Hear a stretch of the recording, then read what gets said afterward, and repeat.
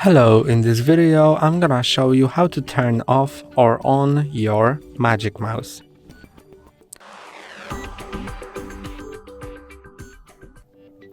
You may want to turn it on or off, for example when you're putting it in your purse or bag, so it doesn't click on things. And to disable it, just slide this switch down so it's gray. It shows on your screen that the mouse is off and it doesn't work. And when you turn it back on again, so it's green here, you'll need a moment for that to connect. And it should work in a moment.